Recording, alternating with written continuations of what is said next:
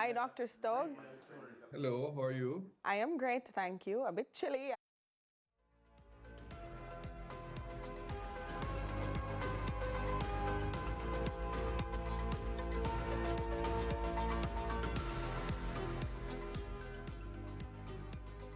Welcome back. It's now time for our discussion segment, and we are talking about Prime Minister Andrew Holness.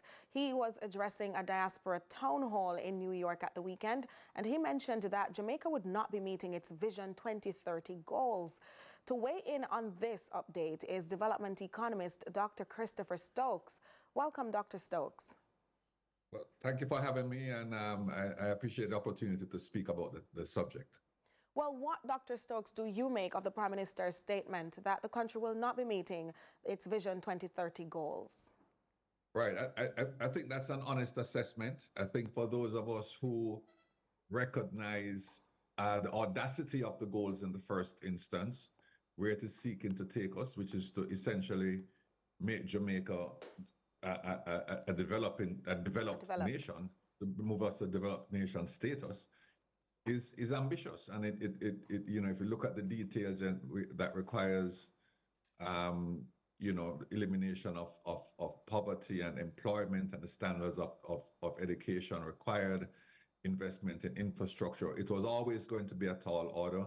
I think the fact of having a very specific, clearly defined national plan is important, but it was going to be difficult, and I think you know, there are some fair criticisms that may be leveled at it, including trying to do too many things simultaneously, as opposed to one thing first and then the next, Yes. then the next thing. So it's an accurate assessment, it's a fair assessment, but it does not mean that the plan should be abandoned. Truthfully, but do you believe that the government had enough time to fulfill this requirement, especially when it comes to the KPIs that you just outlined? Look, it was ambitious. It was extremely ambitious. I mean, the level of growth rates that we'd need in the economy, the amount of investment that we'd need in education and infrastructure, electricity, crime prevention, are really astounding and beyond what could reasonably be projected. Having said that, it doesn't mean that you don't want to make some progress. And the truth of the matter is that we have had cases of countries moving from a middle-income status to a high-income status, Ireland specifically, in 10 years. So it's not that it was impossible, but I think within the context of our advantages, where we are geographically, the state of our infrastructure at that time, the time frame for the extent of progress, not the time frame for some progress, was, in my view, aggressive. The Prime Minister did say that there were significant factors hampering this potential change and accomplishing of the goal. He listed crime and violence being one of them, and poor infrastructure. What say you? Well, yes, but you know, that is in overcoming, that is in the plan. You know, so when I speak about, you know, taking things in sequence, education has to happen before many other things, and also focusing on bringing crime under control through different mechanisms. You know, it's one of the conditions precedent to the sort of broad-scale economic development, social index development that we'd want to see in the country. So yes, they have been a drag on the direction that we want to go in, but they're not unexpected, and in fact, they were listed in the plan as issues to be addressed. So you know, we shouldn't all, you know, we would have achieved it if we didn't have these issues. I don't think is the spirit in which the Prime Minister spoke.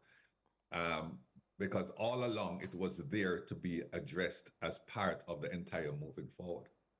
So, Dr. Stokes, what does this mean for Jamaica? How do we move forward? I think it's important that we keep to those goals. Our destination is clear. We have made significant progress in some areas, laying the groundwork in macroeconomic stability, laying the groundwork in ease of doing business, laying the plan to address educational issues. doing quite a bit to address the road infrastructure in the country, certainly at the main artery levels, although, you know, the parochial roads still need a lot of work.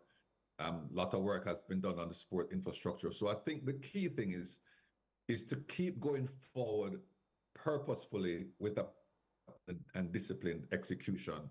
And we ought not to give up on the goal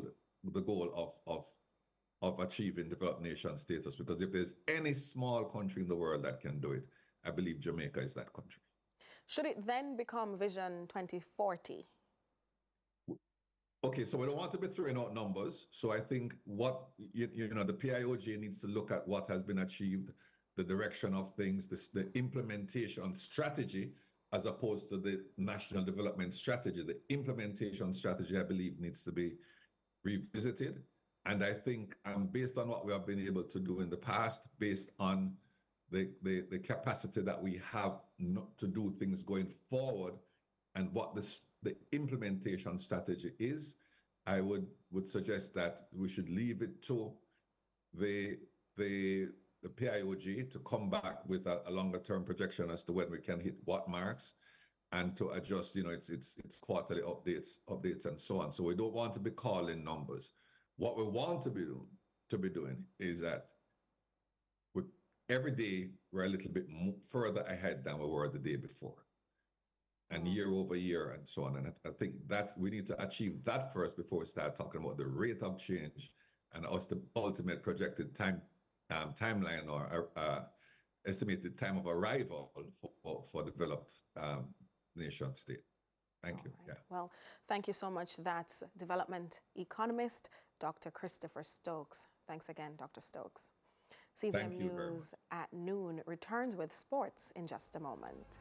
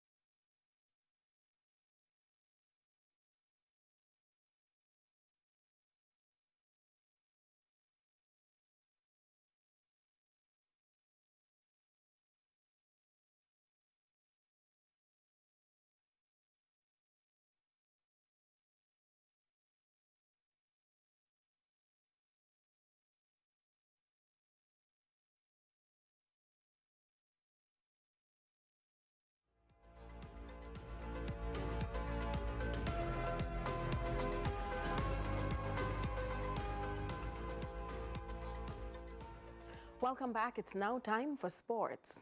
Reigning Ray and Nephew Jamaica Premier League champions Cavalier FC opened their title defence with a come-from-behind 2-1 win over Portmore United on Sunday at Sabina Park. We have the highlights. Full match highlights. Russell missed that one, but then Howell, who had a good game for Portmore, cleared off the line. His goalkeeper didn't cover himself in glory there. And then this was the game's opening goal. Seagull Knights pass forward. Romeo Guthrie one touch, sets Tariq Jimenez sprinting forward. And he beats Vina Bartlett to the goalkeeper's right. Low strike. Perfect placement. Firm finish. Firm strike. And then the somersault to show his agility. And then look at the Trinidadian, Ovray, probing for an opening, finds one pass, over the top, Mullings weak in the challenge, and Jalmara Calvin, quick as a flash, spins and hammers it beyond Russell's attempt to keep the strike out. But just rolled in the defender there, Jalmara Calvin. And look at the patience of Ovray, constantly looking for where the pass should go. And when a defender is not firm in the challenge in the box. And then this moment, Calvin, back heel, through the defender's legs. Ovray, off the left foot, curling, going for the top right-hand corner. Didn't get enough. And then Calvin, look at this turn and this shot. Ooh, almost as if the shot was traveling in slow motion at one point there. But Jalmara Calvin demonstrating how deadly he can be.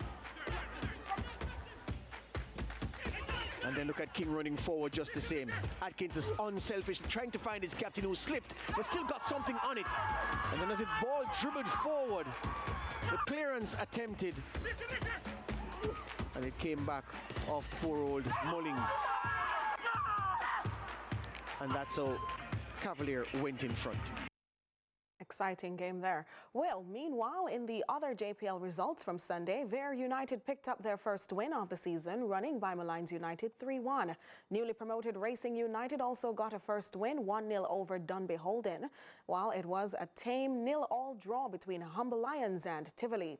The curtains come down on match week 2 tonight when Montego Bay United hosts Harbourview at West Powell Park. Now, kickoff is set for 7 p.m.